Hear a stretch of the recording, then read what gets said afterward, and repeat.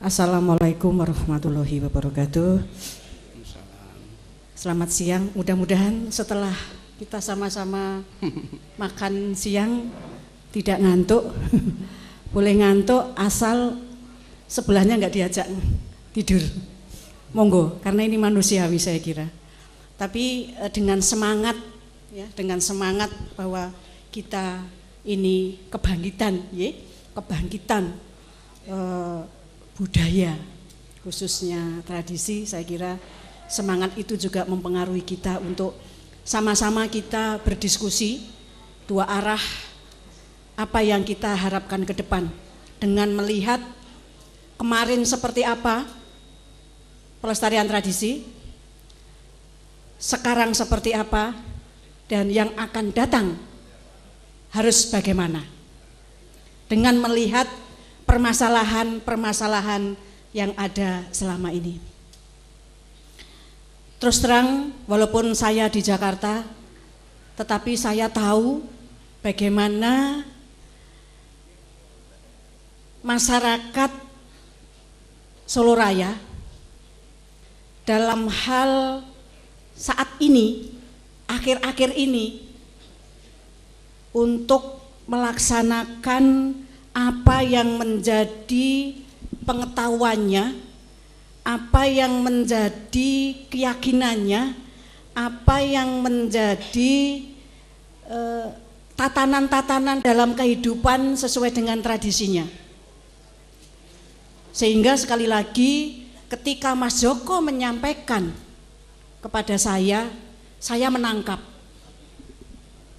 nyambung antara apa yang saya amati, apa yang saya ketahui, dan apa yang disampaikan oleh Mas Joko. Sudah, nggak usah lama-lama yang disampaikan, saya tahu. Kuncinya sekarang ini harus segera ada wahana, ada ruang untuk ketemu, terutama tokoh budaya, tokoh adat, dan juga tokoh masyarakat, tokoh agama, dan pemerintah.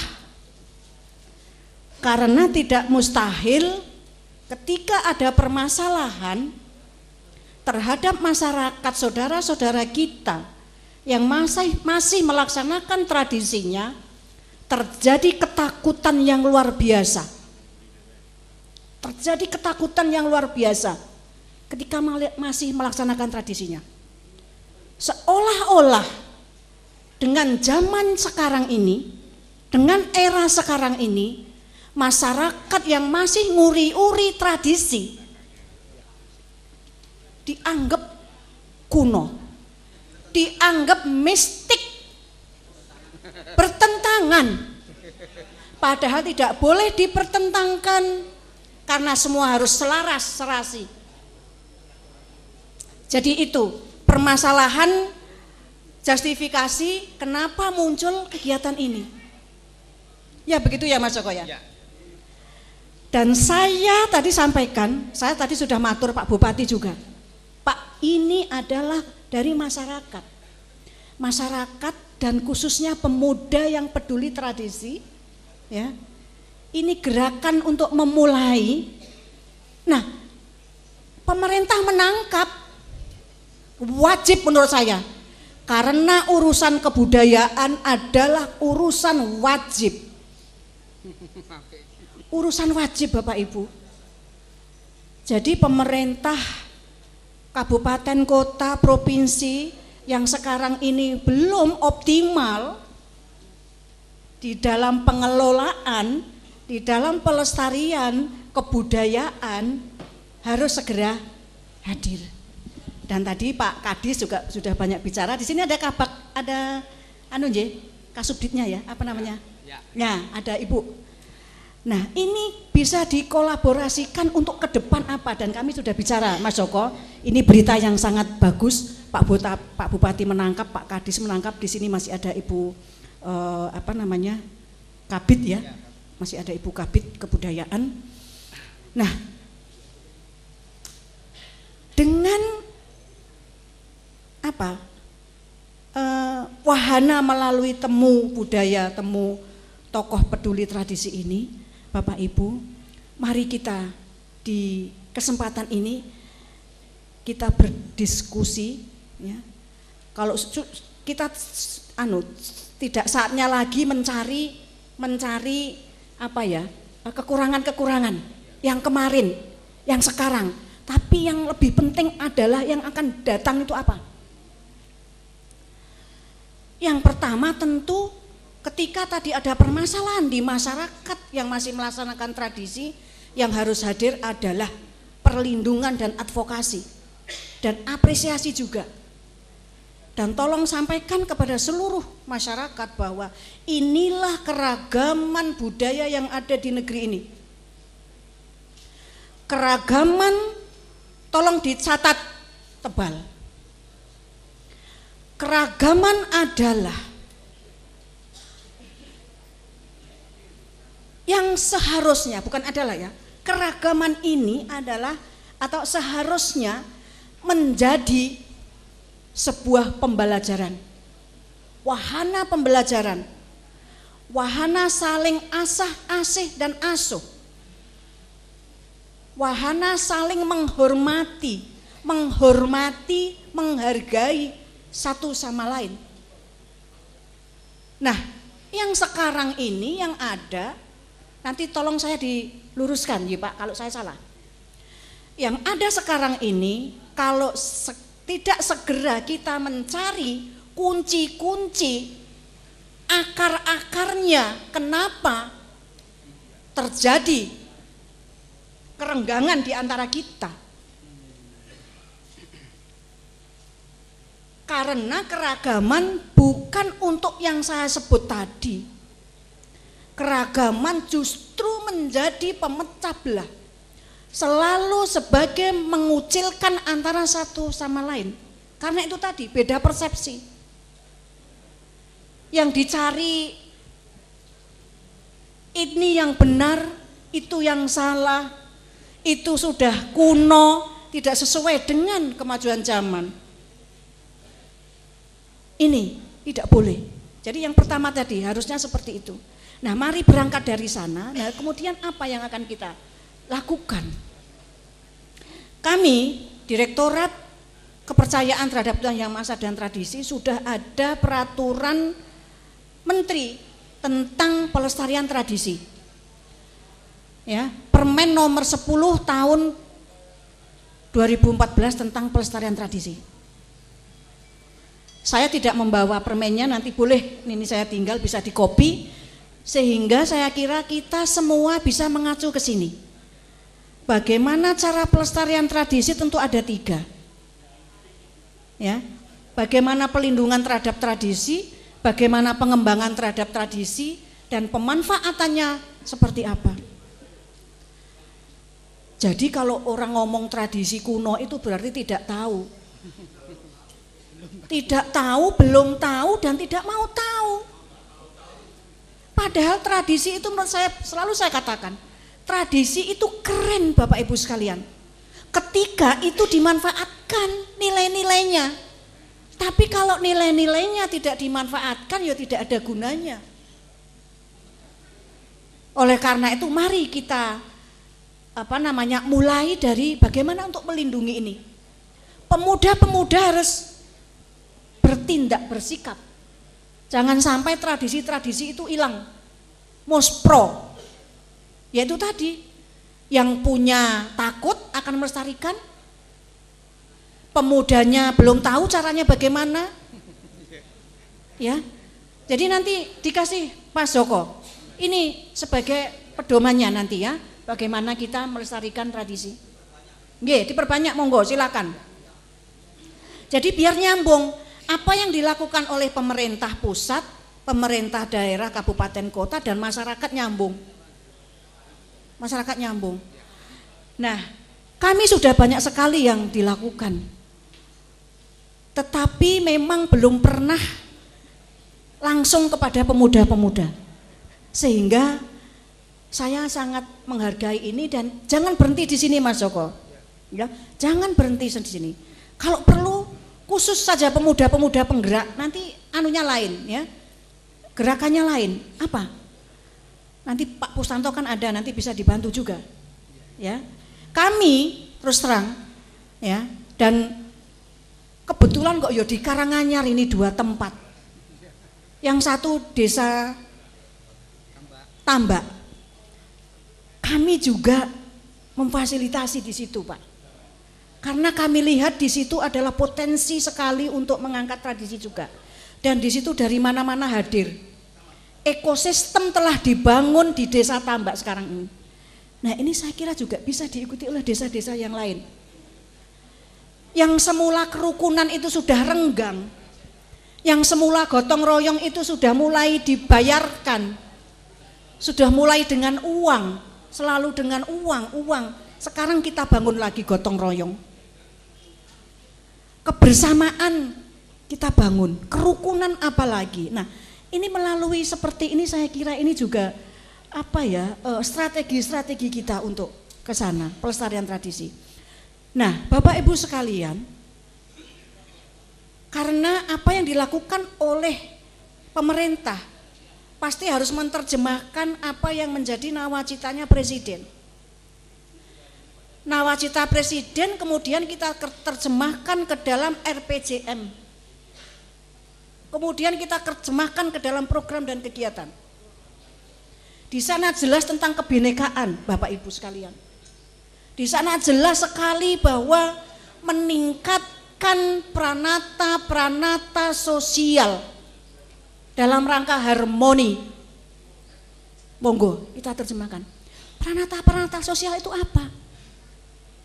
Termasuk ini, termasuk yang saya sebut tadi, pengetahuan dan ekspresi budaya tradisional.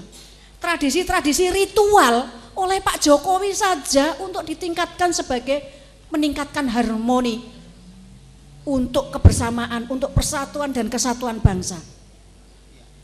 Nah, kalau masyarakat yang sekarang masih melakukan ritualnya, misalnya saya contohkan misalnya genduren, itu kan tradisi nggih? Selamatan itu tradisi. Sekarang pengantin-pengantin yang di Jawa ini sudah meninggalkan tradisinya. Seolah-olah nek wis meninggalkan orang nggak pakai paes itu modern. Bener napa mboten? Itu tradisi kita yang di situ penuh dengan makna, penuh dengan nilai. Lah ini PR kita, pemuda-pemuda. Nah, kami pun menangkap di Kementerian Pendidikan dan Kebudayaan. Kami ingin meningkatkan potensi-potensi pelaku kebudayaan. Termasuk nanti kami akan menyelenggarakan peningkatan potensi-potensi bagi perias pengantin. Ada nanti di tempat Pak Pustanto juga ada peningkatan pelaku seni, entah itu seni musik, seni rupa dan sebagainya. Kemudian nanti di tempatnya Direktorat Sejarah juga ada peningkatan pelaku sejarah. Di kepercayaan dan tradisi ada peningkatan potensi pelaku kepercayaan dan tradisi. Nah, itu memang itu sebagai bagian dan strategi yang sangat penting menjadi program strateginya Menteri Pendidikan dan Kebudayaan, yaitu meningkatkan pelaku pendidikan dan kebudayaan. Nah, kaitannya dengan pelaku budaya, ya. Indonesia ini luar biasa, kita memiliki pelaku budaya yang sangat potensial. Ada yang dimiliki dengan bakat alami, ada yang dimiliki melalui pendidikan formal, ada yang dilalui dengan membaca referensi-referensi. Nah, mari Bapak Ibu yang punya potensi-potensi ini segera hadir, ya, segera hadir. Hadir di masyarakat, hadir di sekolah dan di mana-mana. Pelaku tradisi tentu kaitannya dengan tradisi. Pelaku seni kaitannya dengan seni dan pelaku sejarah tentu dengan sejarah. Nah, kami sekarang konsen lagi terhadap guru-guru, Bapak. Guru-guru sekolah ini adalah kunci-kunci juga bagaimana menanamkan, mengenalkan kepada peserta didik tentang keragaman budaya dan kekayaan budaya. Nanti lain kali pemuda juga bisa dengan guru-guru, ya, pemuda dengan guru-guru. Itu sebagai kunci. Ibu-ibu juga kunci. Nanti ada, ini kan pemberdayaan nih. Pemberdayaan jangan hanya yang laki-laki nih. Ini banyak laki-lakinya Mas Joko. Nanti perempuan banyak. Ya. Karena perempuan juga kunci. Kunci bagaimana bisa menanamkan, membentuk watak dan karakter, dan itu semua sudah ada di kita. Identitas jati diri sudah ada di kita, yaitu nilai-nilai budaya. Nah, sekarang ini sudah banyak yang meninggalkan nilai-nilai budaya, sehingga kejadian-kejadian yang di luar dugaan, yang kaitannya dengan moral, mental, ya nggak boleh disalahkan karena kita semua belum hadir di situ. Ketika berbicara nilai-nilai budaya, terutama yang sudah meninggalkan nilai budaya, otomatis saya boleh katakan bahwa mereka sudah meninggalkan nilai-nilai Pancasila, sudah melupakan nilai-nilai Pancasila. Bapak Ibu sekalian, monggo silakan mencari referensinya di mana. Bu Sri kok mengatakan kalau sudah meninggalkan nilai budaya, otomatis meninggalkan nilai-nilai Pancasila. Coba kita satu saja contoh. Nilai budaya, nilai Pancasila. Nilai pertama, ketuhanan yang Maha Esa. Ya. Ketuhanan yang Maha Esa itu punya filosofi yang sangat tinggi, bahwa di situ adalah filosofinya, di situ sebagai bantalan Bapak Ibu. Filosofinya sebagai bantalan etis, moral, saling menyayangi, saling menghormati, saling mengasihi. Nah, di dalam nilai budaya, bahwa di dalam hubungan manusia, di dalam kehidupan manusia ini, bahwa mereka selalu berhubungan. Yang pertama dengan Tuhan yang Maha Kuasa, dengan alam semesta, ya kan? Dengan alam semesta, dengan sesama, dengan masyarakat, dengan bangsa dan negara. Nah, ini otomatis kalau sudah meninggalkan nilai budayanya tadi, otomatis sudah meninggalkan Pancasila. Ini salah satu contoh dari nomor 1 saja, belum yang lainnya. Nah, saya kira kunci-kunci itu Mas Joko yang harus kami sampaikan, bahwa kita punya tanggung jawab yang sama yang ada di ruangan ini. Kita punya tanggung jawab ke depan bagaimana kita dalam hal melestarikan kebudayaan, lebih khusus tentang tradisi. Ya, silakan sampaikan unek-uneknya, sarannya, jalan keluarnya apa. Sekali lagi kita jangan melihat siapa yang salah, tidak, tapi yang penting untuk ke depan. Karena keragaman itu tadi adalah sebuah anugerah yang diberikan oleh Tuhan Yang Maha Kuasa. Kita harus jaga, kita harus lestarikan, kita berikan kepada anak-anak cucu kita, regenerasi kita untuk keberlangsungan bangsa dan negara ke depan. Saya kira itu ya Pak Joko ya, poin-poin kunci-kunci yang harus saya sampaikan, dan saya berharap apa yang kita lakukan ini sebagai awal kebangkitan, ya. Ke depan atau tahun depan mungkin akan lebih keterlibatannya, ya. Dan saya kira ini nanti akan ditangkap oleh pemerintah daerah, bahkan akan dianggarkan oleh pemerintah daerah. Boleh tepuk tangan Bapak Ibu, karena kalau nggak ada anggaran nggak bisa. Kasihan Mas Joko sampai ke Jakarta, ya kan, kasihan. Sementara kalau kita sama-sama memikirkan masyarakat maunya apa, permasalahan apa yang di masyarakat, pasti pemerintah akan hadir, dan itu wajib Pak Joko. Eranya Pak Jokowi ini pemerintah negara harus hadir, tidak hanya masalah tradisi, semuanya. bahkan membangun kita dari desa-desa. Dari desa-desa. Kami dari Jakarta, Kementerian Pendidikan juga hadir di sini. Tadi mana Pak Larno? Sudah pulang ya? Kami juga membantu memfasilitasi komunitas-komunitas budaya yang ada di Karanganyar, ada di Solo. Ya, seluruh Nusantara ini kami hadir di mana-mana. Nah, ini mari monggo, terima kasih ya. Sekali lagi pemuda, semangat ya, pemuda ya. Mana pemudanya? Ya. Saya akan memberikan kata, tapi tolong dijawab. Kalau saya ngomong pemuda peduli tradisi, bilang siap 3 kali. Ya. Ya? Karena itu adalah penyemangat kita harus konsisten terus menerus. Tidak hanya kesempatan ini saja, tapi apa yang perlu kita pikirkan untuk ke depan. Pemuda peduli tradisi. Siap, siap, siap. Kurang semangat. 3 kali, cepat dan semangat. Pemuda peduli tradisi. Siap, siap, siap. Terima kasih. Nanti jangan telat loh ya, kalau sudah aksi eksekusi di lapangan nggak boleh telat, ya. Ini kebersamaan dari suara ini sudah menjadi bukti bahwa kita itu satu kata satu hati untuk peduli tradisi. Mohon maaf, saya kira itu. Terima kasih. Wassalamualaikum warahmatullahi wabarakatuh.